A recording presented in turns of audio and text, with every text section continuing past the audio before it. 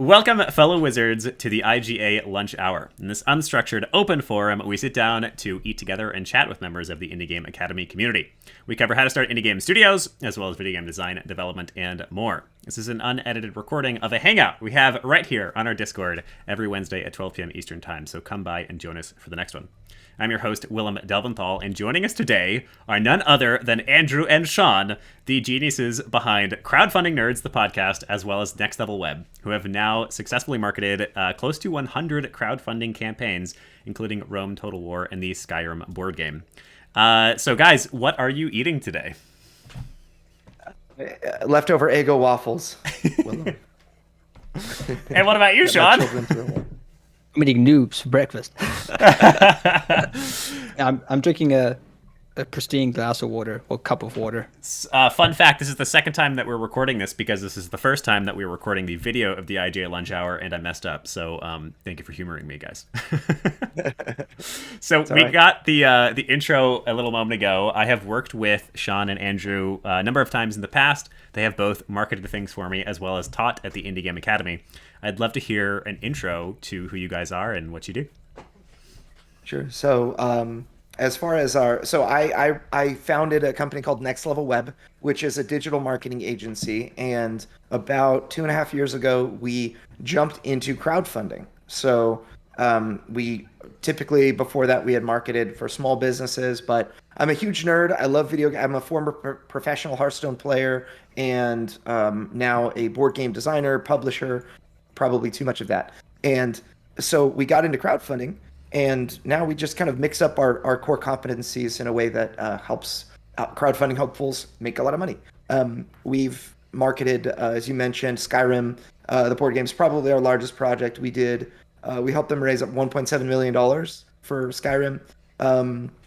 Many hundreds of thousands for Rome Total War. But all in all, we've probably we've done almost 100 crowdfunding campaigns now, and we've probably raised almost $10 million or just over 10 million for our clients.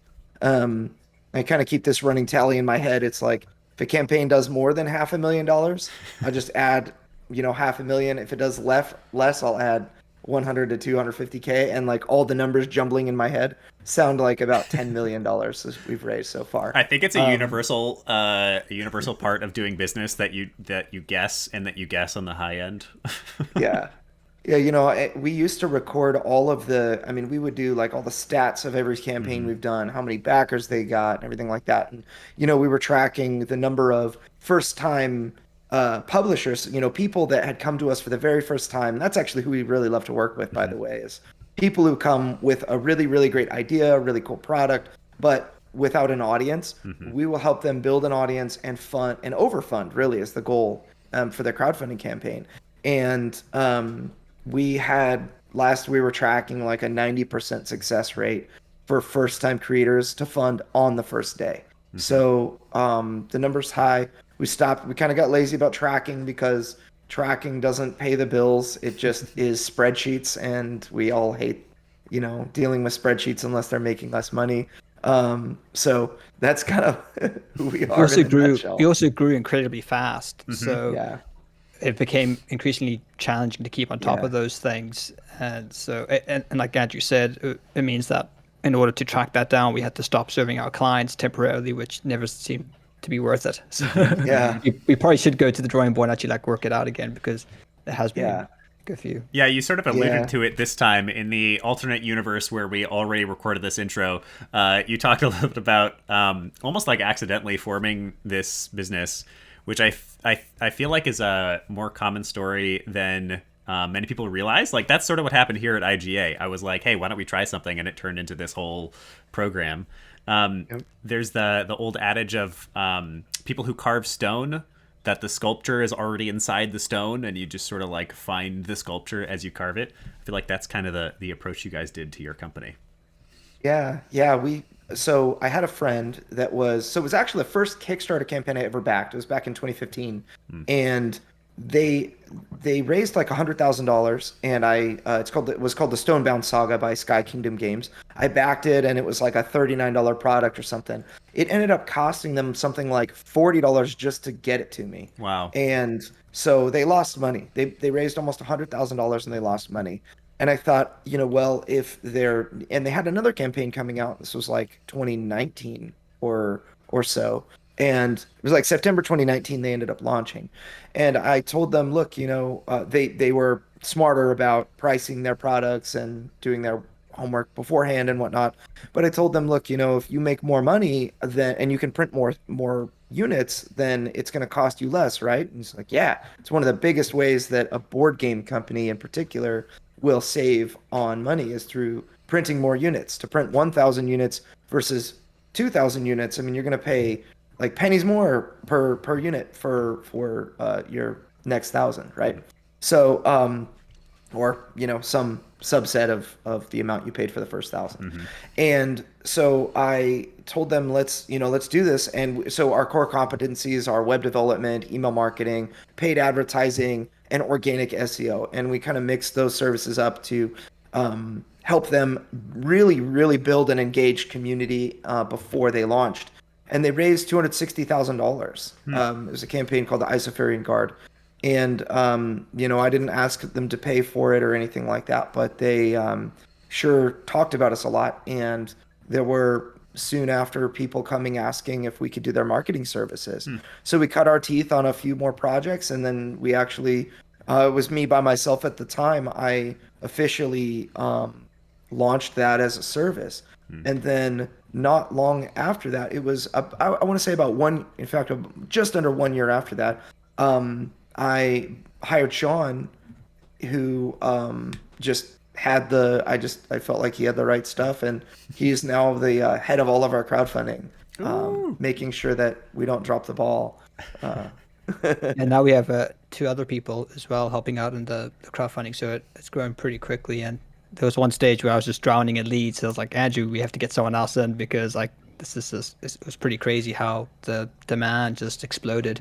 I think especially with lockdown and everything, a lot of people got into game development and game design. A lot of people used that time to bring out their dream game. You know, and I think board games in a lot of ways you don't need the skill set that a video game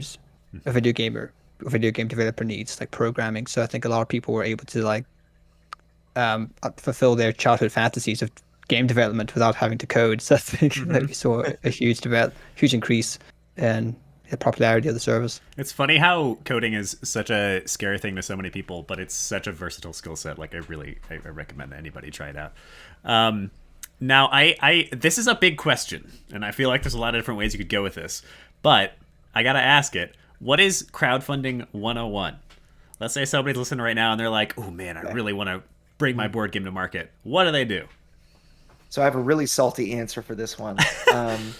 Probably troll your audience because a lot of the time you have the programmer mindset, which is I make the thing and when it's done, it's done. They come. And then the marketer's mindset is I'm going to market the thing before it's done so that when it's done we have an audience, right?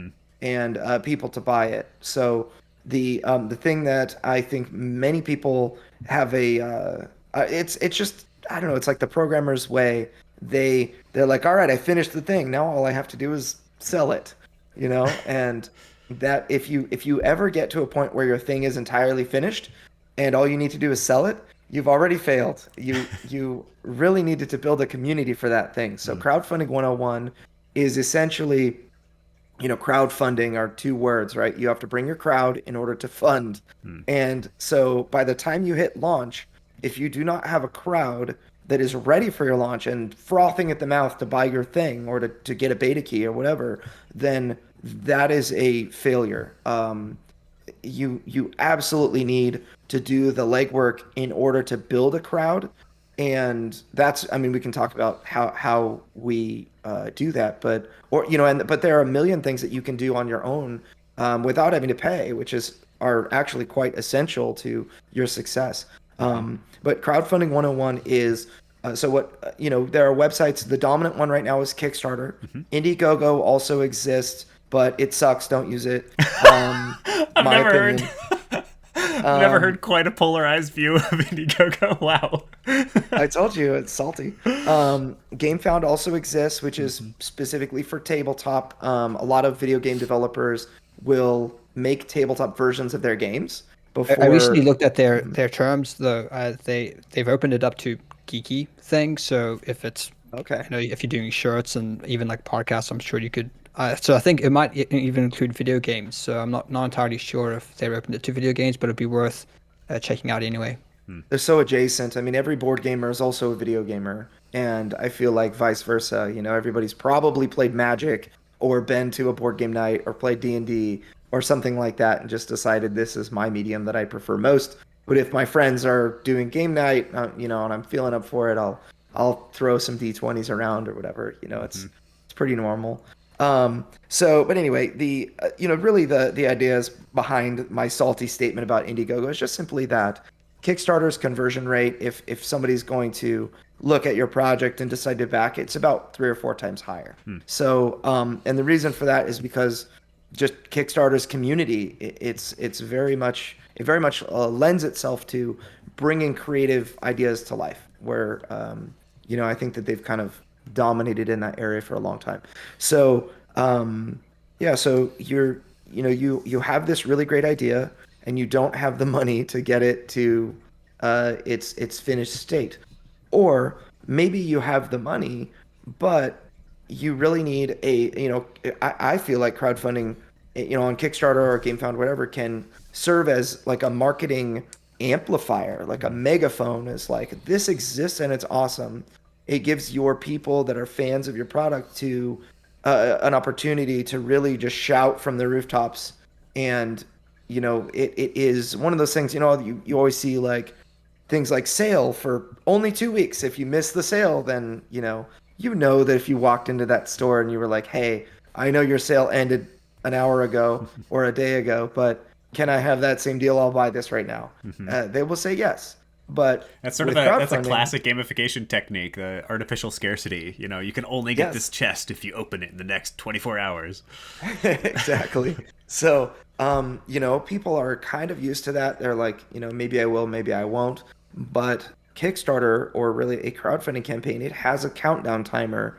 And when that timer reaches 0, you cannot get it anymore in many cases. And you certainly can't for a time. There are things called pledge managers, which are kind of like a way to continue raising money, but you still aren't going to be able to do that. If you miss the campaign, you might not get the best deal. You won't be able to help the campaign raise more stretch goals or add more content to their game, and things like that. So there's this gamification of crowdfunding has actually been quite effective in helping people get off the fence and actually make a decision to back. So crowdfunding 101 is bring a crowd and fund your dream.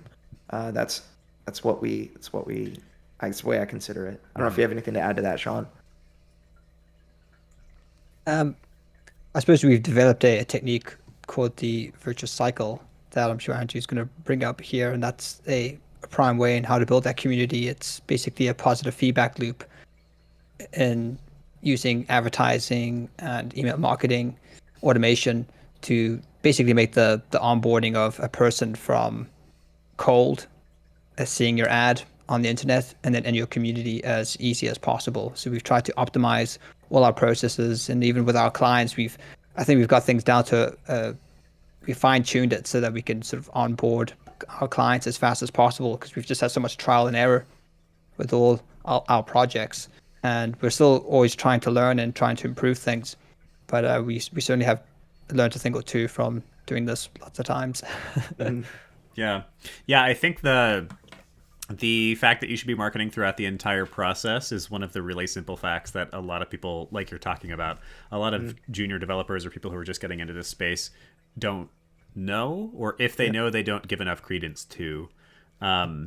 For context and I think full disclosure, Tailmore had a very modest funding on Kickstarter. It did just over $30,000. And when we first started talking to these guys, we had like 200 people, I think, in our email list. And by the time we finished talking to these guys, like 2 months later, and we spent money on Facebook ads to be clear, but still, we had like 1,500 people in that email list that we then brought to Kickstarter. So being able to actually create a community of people who care about this product and want to see it succeed is just like absolutely pivotal to making something happen. Definitely. The benefit of this approach is that that community that you nurtured, you can then use on subsequent projects, and that's the beauty of crowdfunding, is that the hardest one essentially is your first one, because there's so many buyer objections. Can you actually fulfill the product? Are you competent? But if you're able to fulfill your first project and excite backers, well, it's going to make the second project a lot easier to sell and also far more profitable. And this is what we see, a common trend with people going back and just increasingly becoming more profitable.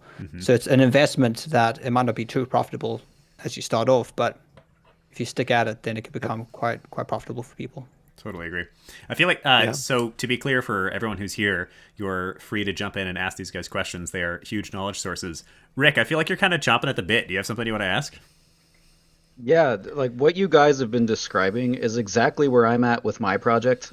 We have a playable demo. We've started the process of trying to build up a community, but I think so far we've gotten like 2 people to join our Discord community. I think we've gotten 1 follower on our Facebook page. I think we've got 4 people on our email list, and that's probably team members. So, that I guess I would ask, when I'm in this position, exactly what you're talking about. What are good steps for me to take? I've got the website, Facebook, Discord community. I try to put updates out on at least a weekly basis of what we've been doing development-wise. But I'm trying to build that community you guys are talking about that you bring to the Kickstarter. Yeah, so there are 2 elements of this. Now, let's say if you have a really fantastic product, you can always hire marketers and have them do things to bring email subscribers, but before you pay money, you really need to consider the organic, like how do you organically attract people that would be interested in this? I think personally that in some cases, like if you're creating another MOBA or you're creating like another Metroidvania style game, like there's a market for that, and if it just hits right, it's gonna be popular. And but in some cases, people tread new ground. And the idea is that I would like to see organic interest in a project, because if you can't get people interested organically, maybe something needs to change. Maybe your messaging is wrong. Maybe it's oftentimes not that the product is bad, but it's that the thing that I like. For example, I published this. It's a Christian fantasy dungeon crawler. It's called Deliverance. So you play angels cooperatively against the game, which controls demons, and it's kind of an epic experience. But because it's a Christian anything, it's like those Christian things are bad. Like they just aren't fun, And it was a very big risk for me to put money and time into this, right? So I wanted to see, if I would just show people the thing and show them a demo, would they, and give them the ability to play it and whatever, would they like it? And would they like it enough to jump on the email list or, that kind of thing? And so the ways that it did that, and by the way, I built for Deliverance, I built our email list to 1,100 people without spending any money on Facebook ads or that kind of thing. And I run a marketing agency, but I felt like if people were going to be interested in this, they should, want to jump on board without me having to pay money for ads. And then the ads are a great supplement to the organic marketing, but not a replacement for it, right? That's the way I kind of see it. So the first thing is if you have a demo, the idea is to show it to people, show it to the right people, and then they're going to love it, right? So the first thing that I would do is consider who the right people are. So we call this your target market. Who's your target market? And the right answer is not anyone who it's a specific person. If it's anyone, then nobody's going to buy it. If it's everybody, then nobody's interested, right? So you want to be like, very, very specific. People who like, whatever kind of game that you have. If, I mentioned like Metroidvania, people who loved Castlevania Symphony of the Night and say that was the absolute best game on the planet, or people who loved Final Fantasy Tactics or Fire Emblem and want that tactical combat, experience or whatever. You want to really try to like define those people and go after them. It doesn't mean that you're going to exclude others. For example, mine, which can be quite, I don't want to say divisive, but it sure is a really fun example to use. This Christian game, my audience were Christians, and that's kind of like basically Christian D&D players is who I kind of boiled down to. And what ended up happening, after all said and done, we have about 5,000 emails, and half of them are pastors and priests and nuns.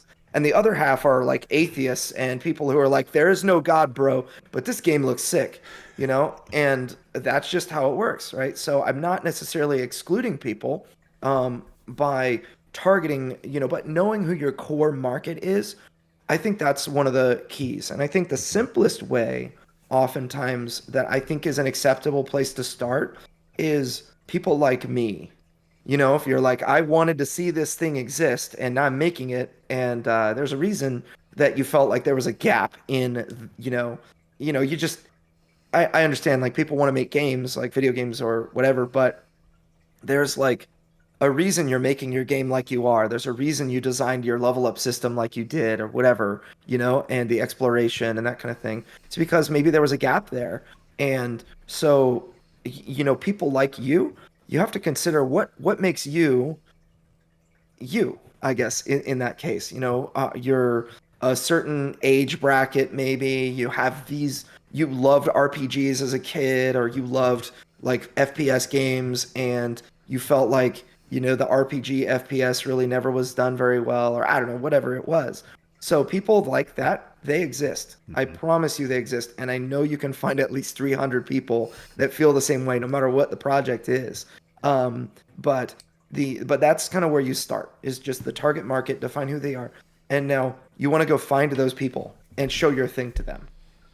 We can talk about a little bit more specifics. I think one of the biggest unknowns really is, how do I, like, okay, I'm going to a convention, I'm going to PAX West or PAX East or a local board game meetup or a, whatever, right?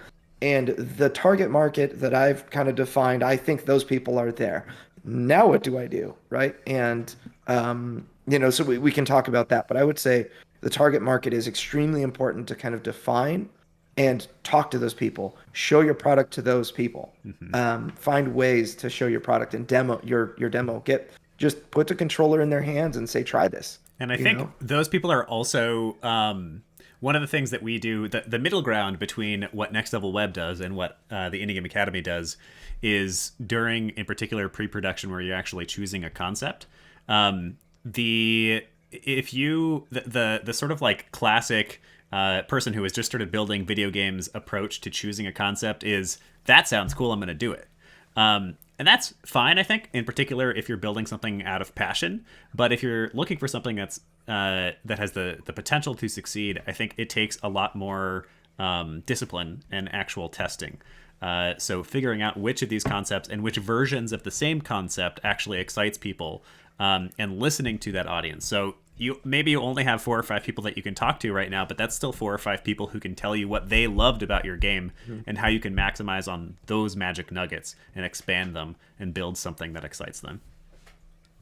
Yeah, you need an iteration process. Even Gabe Newell has spoken about this and talks that he's done. And even Andrew, he did organic marketing till he built his email list till 1,000 people. But even throughout his pre-marketing and even his marketing, now we're into his like post-marketing, his pledge manager marketing, we're still refining the message. We're still trying to say, okay, what's moving the needle? So we're constantly trying to improve that messaging and what do people really find striking about this. So we've sort of narrowed it down to like the demon slaying board game that seems to get people the most excited about the project. And one thing I'd say is, when you're doing organic marketing, focus on platforms you use. There's no use of overextending yourself where you're trying to do Instagram and Twitter and Twitch and all these other things. I would say focus on the platforms that you use yourself. So we found a lot of success on Facebook. There's just a lot of people there from lots of different backgrounds, and I think it generally attracts an older audience, which is a positive because older people usually have disposable income to spend on games. Myself Facebook personally, groups in particular. yeah, Facebook groups. And then one thing I found just personally myself doing in type of organic marketing is actually on Steam. So in Steam, you have all these different topics and off-topic. They've got an off-topic section, but I found there's just really, really great engagement on Steam, far better than I've ever had on Reddit or even on Facebook at times. So Steam, I think, is a great place that gamers really could be marketing their stuff organically, certainly trying. And then even various Discords as well. So, they're very like-minded people on Discord and everybody uses it in gaming, right? So might be a perfect place. Question over here. So we were talking about marketing 101, but I think we really need a marketing 100. Most of our people in our community they're starting from zero, like no audience whatsoever. And a common problem with people who do really cool things is that they're afraid to post their content. So do you have any advice for people on how they do get started, especially in terms of getting over the fear of putting their work out there to be judged by the public? Great question. That's a great question. Yeah. So the first thing is, this is just a general rule. It's not, I don't mean to cop out with this answer, but it's been one of the most influential things in my personal business career. It is, I asked something very similar to somebody who is worth mid 9 figures, and they responded to me, do something, do something. And it kind of was like, well, that's what I'm trying to do, right? But it ended up blowing my mind. Write this down. Yes. So they explained that people who try, they'll fail and they'll make mistakes, but they're going to get better at it, and they are the ones who succeed, the ones who keep doing stuff. Yeah. If you never do anything, obviously nothing's going to come of that, right? But so there are a couple of different ways that I've seen this fear that you're talking about manifest. The first one is that's really common and quite universal, no matter what project we're working on, is they're afraid to send out an email because the people that are on their email list, they just don't want them to unsubscribe. They feel like, if they really put themselves out there, they're gonna that people are just gonna say, I'm not interested in that, and quit.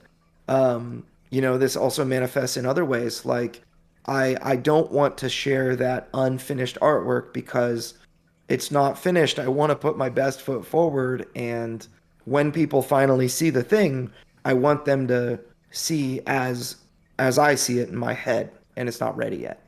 So I think that there are a number of ways that this can manifest, but the idea is that you have something that you're incredibly passionate about, that you've been putting your blood, sweat, tears, disposable income, and all your spare hours that you're able to devote into, and it becomes your baby.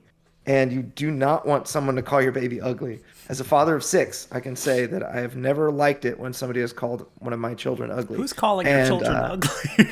I know. Those people are buried in my backyard. So this is going out publicly. Do you want me to cut that part? Or? So I've got 5 acres. It's gonna be hard to find them. He recently moved. Yeah, that's true. So the first thing is, I will be the first one to break it to you. People are going to call your baby ugly. I have been told some seriously gnarly things by my target market. I've been told that I am going to hell unless I repent and take Jesus out of the game, or I've made a graven image of angels. We have angel miniatures, really cool looking angel miniatures. I'm going to hell unless I repent and remove that content. And I've been told, by because it's a religiously themed game, I get very striking responses from both sides, and I've been told to keep my filthy religion out of this person's hobby. I've been told Not that banjo memes. yes, tons of banjo memes because Deliverance is a very ill, I guess a movie that came out in like the late '60s. It was about a very ill-fated river rafting trip, um, and had nothing to do with angels slaying demons or whatever. But there have been some really gnarly things that I have personally dealt with. Well, I mean hateful things, but as a gamer, that is par for the course. Like those are kind of nice things, I mean, I've been told just while gaming, like playing Dota in a like before the game even starts, like to die in a fire with cancer, and by my own teammates. These are things that Thick I into think, skin. yeah. So the first thing is be okay with people judging your baby. Yeah. Know that it's going to happen. But the reason that it's okay is this, because you're going to find people who love that baby, who think that that's awesome. And those people are the only people you care about. There are going to be haters. Haters simply mean that you have fans, right? So for every hater, you're gonna get a couple of fans, and maybe for every vocal, they call it the vocal minority. There's that silent majority that are just going to join your email list. We've got one game right now we're marketing, which is also kind of a religiously themed game in a way. It's called The Flood. It's about like collecting two of every animal and building your ark or whatever, and it's this Euro game. And the comments on the ads are, we'll say, salty sometimes, and but what's crazy is that the email subscribers keep coming in like Yeah, for it's crazy. incredibly cheap. Very It's low it's cost per lead. yeah, and you would think, I mean, if you looked at comments, there are people that are really, really mad about that subject matter, and yet the leads just come in like hotcakes. Um, there's this game that's another game that's totally different. It's called Union Stockyards. It's about being one of the five major meat packers in like the 1930s or something like that. And we targeted people who are into barbecuing, and dude, it's exploding right now. It's just tons of, it's like you would think it's kind of lame, but it is very popular with the right people. And so the first thing is make sure that you're in the right circles. If I went to like a Baptist church and I marketed Deliverance, I would be probably stoned. There are so depending on which church, I guess, it looks evil to the wrong target market, but to the right target market, gamers that understand gaming, it's the perfect conversation to have. It's the conversation they want to have. So it's a very long-winded way of explaining that the conversations that you want to have, make sure they're with the right people. Make sure you're exposing to the right people, and that they actually have an interest in what it is that you're marketing. In that case, they're not going to feel like they're being sold to, but they're going to, I mean, you're helping them, really, is kind of what it comes down to. Marketing can feel like this sleazy, dirty, like used car salesman thing where you're like telling people, something in order to gain their money. And I personally believe that great marketing is just simply being honest, showing people a thing they would think is cool. It's super easy in gaming, to because you have a really cool thing. It's like, this is something that I've been working on that I think is awesome. You should check it out. And that is marketing one person to another. And another thing that people tend to look at their email list or whatever as like numbers. So if I have 200 emails or 1,000 emails or 5 emails, each one of those emails represents a person, right? And if you can treat the people as much as you possibly can like people, like friends, like you're having a conversation with one person to another, even if you're talking to 1,000 or 5,000 people, they're going to treat you in the same way that you treat them. If you treat them with respect and kindness, and if you're real with them, I mean, for me, I talk about all sorts of real stuff that I'm going through. Like I moved my house and all my family, and my project was delayed because of that. and everybody has been incredibly supportive. And that's because I've kind of I've marketed in a way that's like, hey, you're my friend, I'm telling you about a thing, versus I'm a corporation, I'm a company. You can't really, you shouldn't really market like EA or other big gaming companies. They're, you look at a company like EA, I treat them like they treat me. They treat me like money bags.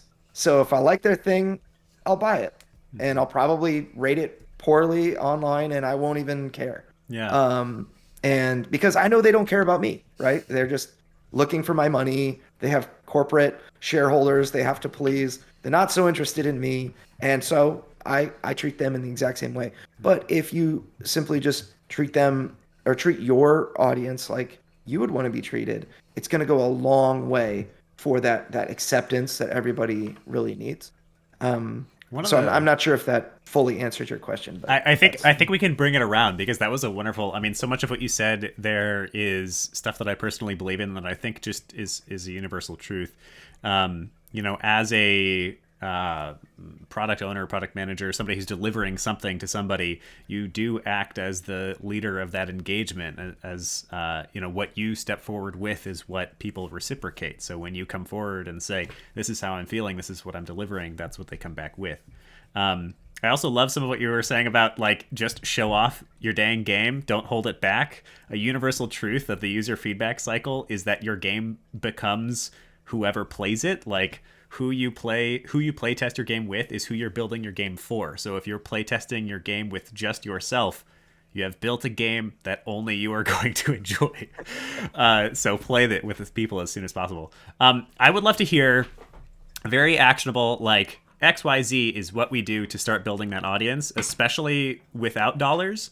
So some of the stuff that I do, I find Facebook groups that I think will be interested, and I just post updates there. So rather than putting updates on my Twitter or whatever, I'm just dropping it and saying, like, hey guys, what do you think about this?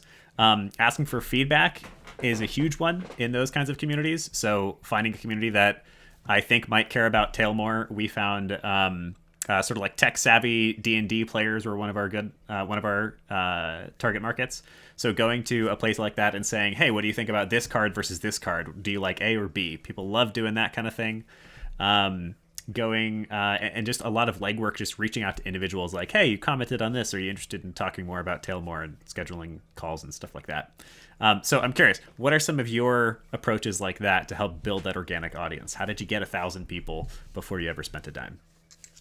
So, the first thing that I think is really important is to have a funnel. The funnel can be extremely simple, but in general, it's I use this concept called banks. You want to like, banks store money, right? The money that you make at your job or whatever, you put it in a bank and you store it for later use. The idea is the same with email marketing and building an audience, a crowd for your game.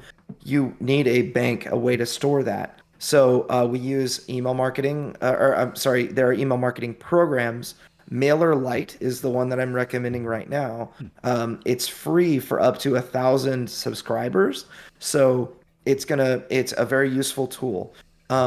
You need a landing page of some kind. Mine, actually, when I started, I didn't have any art. I needed something really simple. I needed a website that just simply had an email subscribe form that plugged them into my, the MailerLite system. Or for me, I used MailChimp. So there are a number of options, but you just need a website that people can go to, where they can sign up for your email list. And then you can send out emails once a month and that sort of thing. But when you have that really rudimentary system, it's going to really help you a lot in all of the marketing effort that you do. So like you were talking about posting in a Facebook group, somebody might say, wow, this looks really cool. Where can I go to find more information?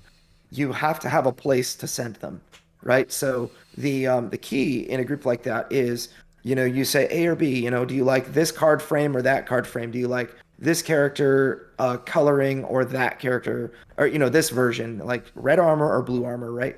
And people will make their opinion known, and then somebody's going to say, this looks really cool.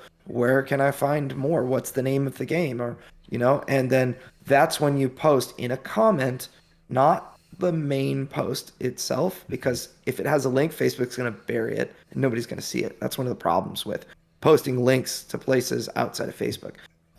In the main post is Facebook kills their engagement. But in the comment, you can post your link, and everybody that sees that post on a Facebook group is going to see your response as the top comment because you were the original poster. And I have had certain cases where I've gained 400 email subscribers almost just with a single Facebook post that was in one of those groups that were really relevant.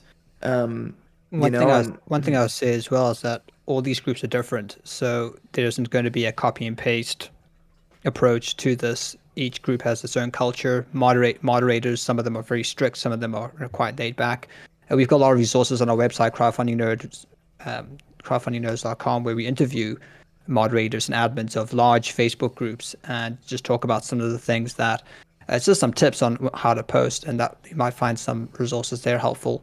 But treat it like a video game. When you're trying to climb a ranked ladder in a video game, you start doing like ranked games, you're gonna get pwned. You just get absolutely destroyed because everyone's better than you. But you're gonna learn something, and then you're gonna be annoyed that you failed. And you're gonna go look at the forums, and you're gonna do this research and reading, and you're gonna keep on coming back, and you're gonna get better and better and better. Then you're gonna build a team around you. They're gonna help you get better, and then eventually you're rank 1. You got a title, got your epic mount, and you're happy. But it's Vengeful Gladiator. It's the same with marketing your game. Treat it like a game, and that you're gonna loot, you're gonna fail, you're gonna annoy people. You're probably gonna get banned from a group. You're gonna say this is spam, get this out of here. But that's how you learn, and you're gonna get better and better and better. And you're gonna refine your process, and you probably will eventually find a home at like maybe 1 or 2 groups where you're kind of like known there, and you're somewhat of an influencer, and you can build other people in the community, and then also people will appreciate what you're posting as well. So I just say that there isn't a copy and paste approach. You're going to have to learn through trial and error. And yeah, the culture is very different. A lot of groups, some of them you're just going to know instantly, this is not for me. To be honest, a lot of group admins don't really understand how to moderate or even run a group. So you're going to have problems just from just poor admin and the culture that they build. Some can be very toxic, and you might want to avoid those. But yeah, there isn't a copy and paste approach. It's going to be trial and error. But yeah, treat it like a game, that like you're trying to climb a ranked ladder. I love that. We're just about at the end of the time. Do we have one last question? I guess I would just ask, with the Facebook groups, like things like consistency on screenshot Saturdays or something. I really like the idea of, posting, should I do this or should I do this? Because that may engage people. But like, what do you think about screenshot Saturdays or even events? Like there's Newgrounds Direct coming up. Participating in those. What are good ways to scoop emails from something like an event like that? I would say the more your name is known in a particular community, the better it will go for you. Because when you post something that is intended to gather emails, regardless of where it's posted, if people know you as a contributor, as someone who adds value to the community, which is one of the most important things to do, is help others, in a small way. Just if somebody says A or B, give your feedback A or B, right? And things like that. But I think that regular involvement is very beneficial, and oftentimes people will be curious, especially if it's been a while and they've seen you posting for a while. They're generally going to be interested in you. I had a lot of people, with the Deliverance campaign, and I also see this with many of our clients, the people that are involved in their communities, like Willem with IGA, there are going to be people that support him just because of what he does for us, right? And that, I think, the value of that shouldn't be understated. So, like Sean said, there's no copy paste approach that works, but each is like its own individual culture in the various groups. And if a post gets a lot of engagement, I say you should definitely be involved with it. It will absolutely benefit you. If you're early to the party, versus if there are 150 comments already and then you add yours, less people are gonna see that, right? So I would definitely recommend jumping on that. Also, your mileage may vary in certain groups, um, but there are many other opportunities to get in front of an audience. Things like podcasts. If you can find even small podcasts, I remember I had one time I did a live Twitch stream with like 7 viewers, and it had like actively like 7 or 8 viewers, and we played Deliverance on Tabletop Simulator, which is like a digital program that we play board games, and I got 4 backers from that. It was like $600 I made from a stream with 7 viewers, and during my live Kickstarter. So anyone who has an audience that is willing to share airtime with you, if that makes sense, don't look a gift horse in the mouth. No matter if there's one person that can hear about it. I think that in-person events are really great. You can kind of use that in-person event as encouragement to hurry up and finish a particular build. It's like, all right, I need to get the demo to this stage now because this event is a month from now. That type of stuff is very helpful. Going to those events, you can get a lot of fans. And yeah, I think that, one thing is just, we kind of alluded to it earlier. You don't want to overstretch yourself. So if 20 groups are each doing a post on, like Screenshot Saturday, it's just going to be really a lot of work to copy paste your message in all 20. And remember that it happens on Saturday at 8 a.m. here and noon there and whatever. I tend to recommend focusing on 1 or 2 really great communities, and then let your fans eventually talk about you in the communities and the circles that they travel in. So there you go. That's perfect. Thank you so much for that one. I think that's advice that I think I originally heard from you guys a while ago that I still talk to people about. Like, rather than trying to put yourself out on a million different platforms, focus on just a handful that you can deliver well, because you're going to get more from 1 or 2 really wonderful conversations than 20 copy and pasted conversations that you don't look at again. I also, just a last thought on that, I have always had the greatest success when I'm asking for advice rather than a sale. So for instance, my first venture was the video games for cats, Mew and Me. And we went from non-existent, just like my friends trying it out, to 400 people in our beta list, because I went to CatCon, which is a thing, by the way, and just said, hey, I have video games for cats. They kind of work. You can look at them. Would you sign up for my email list so that you can tell me what you think? And I got 400 people from that. They basically didn't have something to look at. They just were like, here's a young, excited guy doing something weird. Sure, I'll help him. So I think, being honest is something you guys were talking about. I think that's part of what helped me in that particular case. And yeah, like involving people in this decision. This is a creative process together. This is not you trying to sell something. It is too, but Yeah, a lot of the time the sale comes, it's just part of the process. It's not the end of the process, right? It's one of those things I learned when asking for the credit card information for my clients. It was really, really, really hard for me to do that. And it became comfortable when I just decided, okay, this is just part of the process. It's not the entire process, and I became much more at ease. People don't be weird. People know when you're selling something, it feels weird.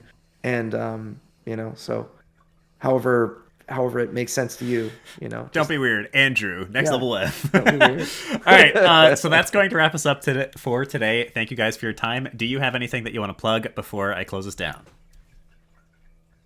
Yeah, probably just our Crowdfunding Nerds podcast. So if you are interested in marketing and you wanted us to expand, you wished we expanded on a particular point, we have at the moment, it's like 68 podcasts that we've recorded. We do it every week. We launch every Monday. You just search on your favorite podcasting app, Crowdfunding Nerds, or you can go to our website, crowdfundingnerds.com, and find us there. So Amazing. yeah, won't ask another question. Perfect. All right. Well, thank you both for being here. Thank you, everyone, for listening and participating in this podcast today. As I said before, this is something that happens at 12 p.m. EST every Wednesday here on the Indie Game Academy Discord. So there is a link down below. You can come and join. Next week, we're going to be joined by Mario Vallarta, one of the founders of Dromka Studios, who will be talking about the indie game community in Mexico, which is going to be really interesting. So come on over and hang out. Thank you so much. Thanks for inviting us, William. Yes, it's Willem. Oh yeah, I meant Willem, but I.